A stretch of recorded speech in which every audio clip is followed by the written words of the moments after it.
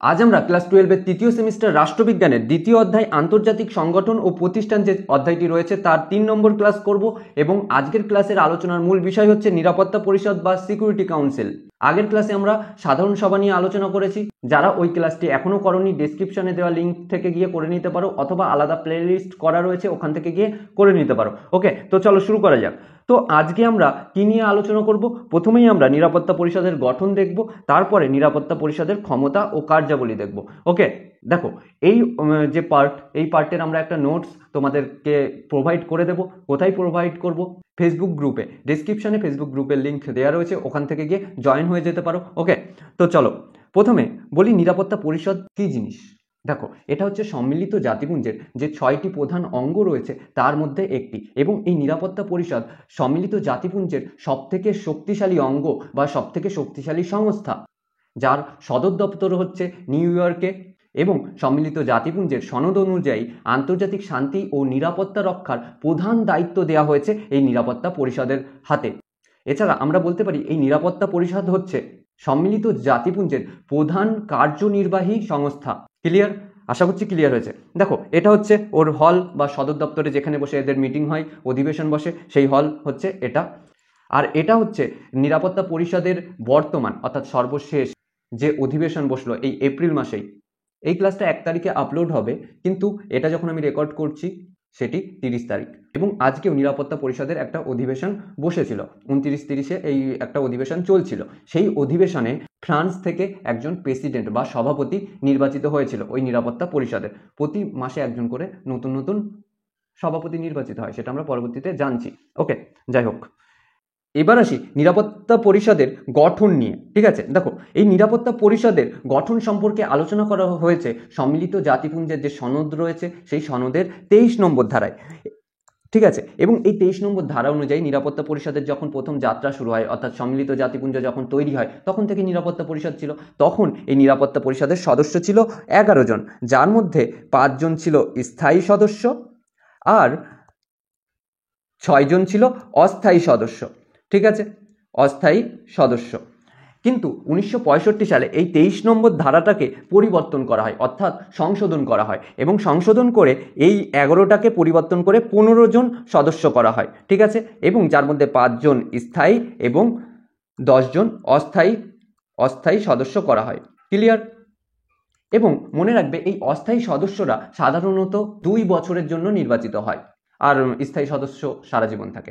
এবং এই স্থায়ী সদস্যের মধ্যে কারা কারা ছিল?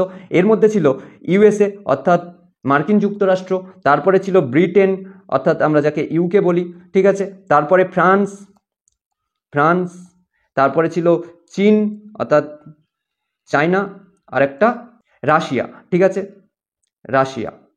ক্লিয়ার? এই 5 জন সদস্য হচ্ছে নিরাপত্তা পরিষদের স্থায়ী সদস্য। তোমাদেরকে বলে রাখি, এই যে বর্তমানে যে চীন রয়েছে এই চীন কিন্তু 1971 সালে এই নিরাপত্তা পরিষদের স্থায়ী সদস্য হিসেবে গণ্য হয়। এর আগে চীন ছিল, কিন্তু তার সরকার ছিল তাইওয়ান ভিত্তিক। এটা নিয়ে আমরা আগে আলোচনা করেছি। এবার আসি, এই যে অস্থায়ী সদস্যের কথা এতক্ষণ আমরা বলছিলাম, তাই না? এই অস্থায়ী সদস্যরা কোথা থেকে নির্বাচিত হয়? এরা তো 2 বছরের জন্য নির্বাচিত হয়, তাই না? এবার কোথা থেকে নির্বাচিত হয়? পুরো পৃথিবীর কোনো নির্দিষ্ট এলাকা থেকে? এরকম কি কোনো ব্যাপার রয়েছে? হ্যাঁ, এরকম ব্যাপার রয়েছে। যেই রকম এই অস্থায়ী সদস্যদের মধ্য থেকে এশিয়া থেকে 2 জন, আফ্রিকা থেকে 3 জন, পূর্ব ইউরোপ থেকে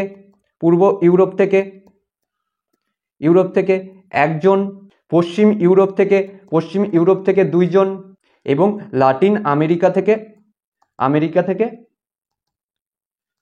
2 জন। ঠিক আছে, টোটাল এই 10 জন এই এলাকাগুলো থেকে নির্বাচিত হয়। ক্লিয়ার? আশা করছি ক্লিয়ার হয়েছে। এবার আসি এর অধিবেশন। এই নিরাপত্তা পরিষদের অধিবেশন কবে বসে?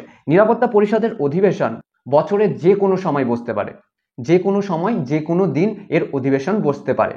এরকম কোনো নির্দিষ্ট ব্যাপার নেই যে প্রতি বছর 1 বার কি 2 বার এর অধিবেশন বসতে হবে। তোমার প্রতি মাসে এর অধিবেশন বসতে পারে এবং প্রতিদিন এর অধিবেশন বসতে পারে। এরকম কোনো বাধা ধরা ব্যাপার নেই যে 2 দিন বসো, এর বেশি বসো না।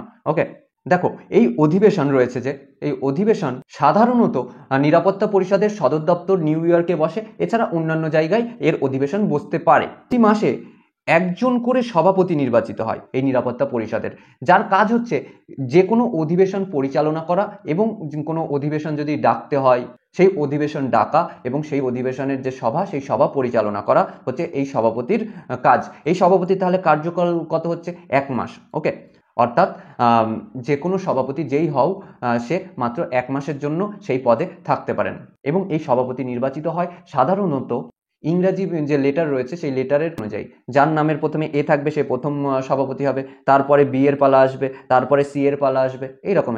ঠিক আছে, এইভাবে সভাপতি নির্বাচিত হয়। ক্লিয়ার? এবার আসি ভোট দান পদ্ধতি নিয়ে। দেখো, সম্মিলিত জাতিপুঞ্জের সনদের 27 নম্বর ধারা অনুযায়ী নিরাপত্তা পরিষদের প্রতিটি সদস্য রাষ্ট্রের একটি করে ভোট রয়েছে। এরা সাধারণত 2 ধরনের ভোট পদ্ধতি ব্যবহার করে থাকে। একটা হচ্ছে পদ্ধতিগত বিষয়ের দিকে এক ধরনের ভোট, পদ্ধতিগত বিষয়ের দিকে এক ধরনের ভোট, আর পদ্ধতিগত বিষয় ছাড়া অন্যান্য যে কোনো বিষয়ে সিদ্ধান্ত নেওয়ার ক্ষেত্রে এক ধরনের ভোট। ঠিক আছে, এখন এই জিনিসটা একটু ভালো করে বোঝাই। পদ্ধতিগত বিষয় বলতে কি বোঝায়? যে অধিবেশন কবে ডাকা হবে, কখন ডাকা হবে, কে সভাপতি হবে, অর্থাৎ ওই নিরাপত্তা পরিষদের অধিবেশনের কে সভাপতি হবে, কোন বিষয় নিয়ে অধিবেশনে আলোচনা করা হবে, এই সমস্ত বিষয় হচ্ছে পদ্ধতিগত বিষয়ের মধ্যে পড়ছে। আর এগুলো বাদে বাকি সমস্ত বিষয়গুলো অন্যান্য বিষয়ের মধ্যে পড়ছে।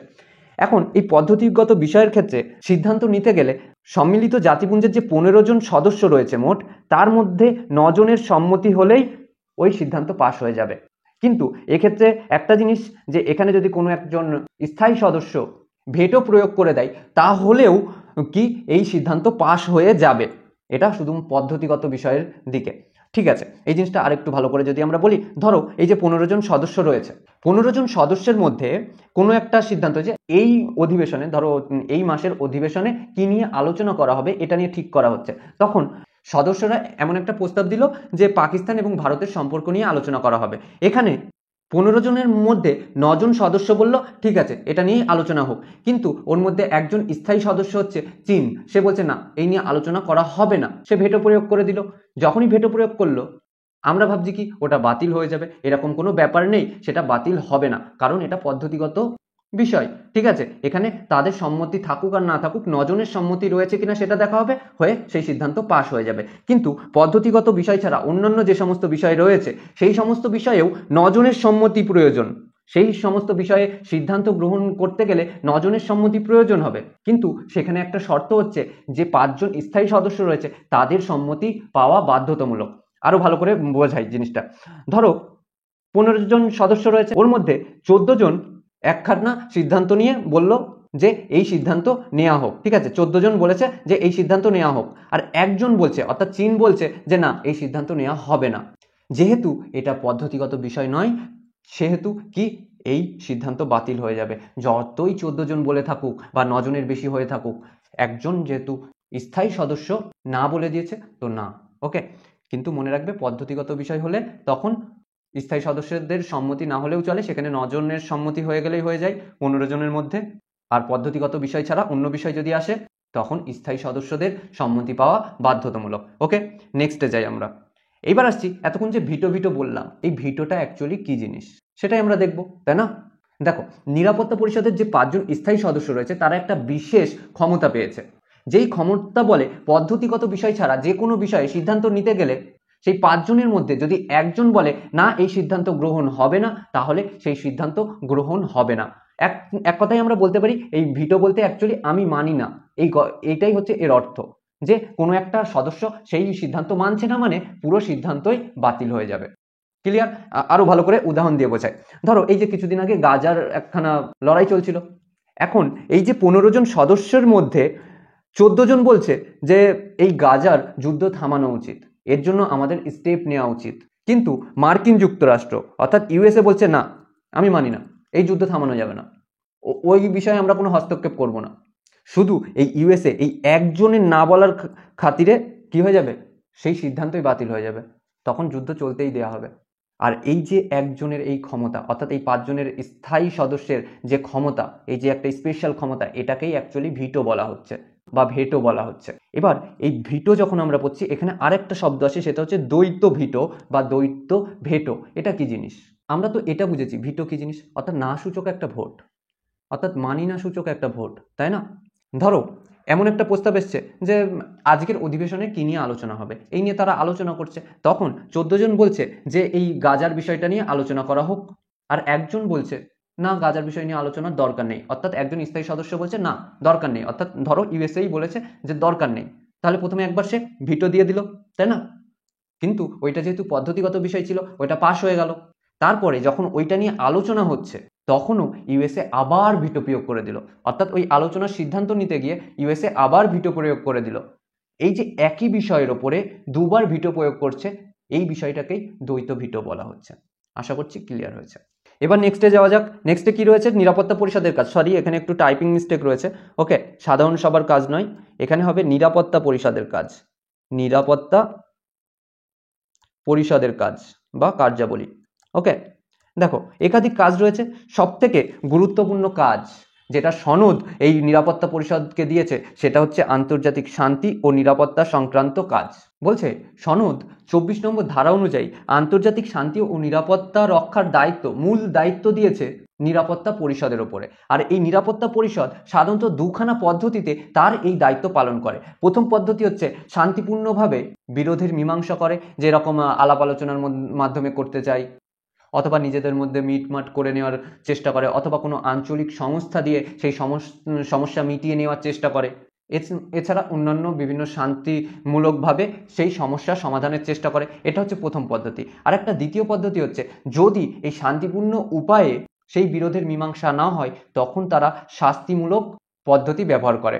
শাস্তিমূলক পদ্ধতি বলতে অ্যাকচুয়ালি হতে পারে যে ওই রাষ্ট্রের সঙ্গে বিজনেস যে করা হচ্ছিল, ডাক ব্যবস্থা যে ছিল, সংযোগ ছিল, যোগাযোগ ছিল, সেগুলো পুরোপুরি বিচ্ছিন্ন করে দেওয়া। ওই রাষ্ট্রের সঙ্গে যে আন্তর্জাতিক সম্পর্ক ছিল, যে যোগাযোগ ছিল, সমস্ত যোগাযোগ, সমস্ত চুক্তি ছিন্ন করে দেওয়া।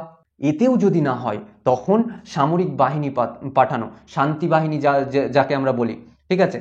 অর্থাৎ নিরাপত্তা পরিষদের যে শান্তি বাহিনী রয়েছে, যে সামরিক বাহিনী রয়েছে, সেই বাহিনী পাঠিয়ে সেই বিরোধের মীমাংসা করা। মনে রেখো এই যে শান্তি বাহিনী যেটা রয়েছে সম্মিলিত জাতিপুঞ্জের বা নিরাপত্তা পরিষদের যে শান্তি বাহিনী রয়েছে, একে ব্লু হেলমেটসও বলা হয়। ক্লিয়ার? যাই হোক, এছাড়া নিয়োগ সংক্রান্ত কাজ। দেখো এই যে নিরাপত্তা পরিষদের সুপারিশ অনুযায়ী সাধারণ সভা সম্মিলিত জাতিপুঞ্জের মহাসচিবকে নির্বাচন করে, অর্থাৎ নিরাপত্তা পরিষদের সুপারিশ ছাড়া মহাসচিব নির্বাচিতই হতে পারবেন না। এছাড়া সম্মিলিত জাতিপুঞ্জে যদি নতুন সদস্য অ্যাড করার হয় তখন নিরাপত্তা পরিষদের সুপারিশ ক্রমে সাধারণ সভা দ্বারা সেটা নির্বাচিত হয়। ওকে, নেক্সট ওচি সংক্রান্ত কাজ। এই যে নিরাপত্তা পরিষদ যে ওচি অঞ্চল ছিল, অর্থাৎ 1945-এ যখন সম্মিলিত জাতিপুঞ্জ তৈরি হলো, তারপরে যে ওচি অঞ্চলগুলো ছিল সেই ওচি অঞ্চলগুলো এর প্রশাসনিক কাজকর্ম দেখাশোনা করত। এছাড়া সনদের 83 নম্বর ধারা অনুযায়ী ওচি অঞ্চলের সঙ্গে রিলেটেড যে কোনো চুক্তির অনুমোদন, সংশোধন বা পরিবর্তন করতে পারত। ওকে, নেক্সট আসছে সনদ সংশোধন সংক্রান্ত কাজ। দেখো সনদ সংশোধন করতে গেলে নিরাপত্তা পরিষদের 9 জন সদস্যের সম্মতি প্রয়োজন পড়ে। এখন এই 9 জনের মধ্যে 5 জন স্থায়ী সদস্যের সম্মতি বাধ্যতামূলক এবং 4 জন অস্থায়ী সদস্যের সম্মতি হলেই চলবে। ওকে, আর সাধারণ সভার মোট সদস্যের 2/3 সদস্যের সমর্থন প্রয়োজন। ওকে, ক্লিয়ার হলো? নেক্সট অন্যান্য কাজ। এছাড়া নিরাপত্তা পরিষদ আরো অনেক কাজ করত, যার মধ্যে ছিল নিরস্ত্রীকরণের উদ্যোগ নিত। যেরকম আমরা বলতে পারি যে অস্ত্র কমানোর জন্য বা অস্ত্র ধ্বংস করার জন্য বিভিন্ন চুক্তি যদি বিভিন্ন রাষ্ট্র করে থাকে সেটাকে উৎসাহ দান করত। এছাড়া এই যে আন্তর্জাতিক শান্তি ও নিরাপত্তা রক্ষার জন্য বিভিন্ন আঞ্চলিক সংস্থা যদি গড়ে ওঠে তাকে উৎসাহিত করতো, আরো তাকে হেল্প করে আরো উৎসাহিত করতো। ক্লিয়ার? আশা করছি নিরাপত্তা পরিষদ নিয়ে একটা ধারণা তোমাদের চলে এসছে। কোনো কোশ্চেন থাকলে তোমরা নিশ্চয়ই আমাকে জিজ্ঞাসা করো, আর ভিডিওটা কেমন লাগলো সেটাও আমাকে বলো। আমি জানি না তোমাদেরকে আমি কতটা বোঝাতে পেরেছি, চেষ্টা করেছি, জানি না কতটা বোঝাতে পেরেছি। ওকে, আর যাই হোক এর নোটস তোমরা ফেসবুক গ্রুপে পেয়ে যাবে, তো ডেসক্রিপশনে দেওয়া লিঙ্কে গিয়ে ফেসবুক গ্রুপে জয়েন হয়ে যাও। আর হ্যাঁ, বন্ধুদের কাছে শেয়ার করতে একদম ভুলো না। আর তোমাদের যে নতুন জুনিয়ররা আসছে ক্লাস 11-এর, তাদেরকেও বলো পরিবারে যুক্ত হয়ে যেতে, আর তোমার বন্ধুদেরকেও বলো পরিবারে যুক্ত হয়ে যেতে, তারাও যাতে সাবস্ক্রাইব করে যুক্ত হয়ে যায়, এর জন্য তাদের কাছে শেয়ার করে দাও। ওকে, আর হ্যাঁ, তোমাদের HW কমেন্টে আমি দিয়ে দেবো, সেখানে তোমরা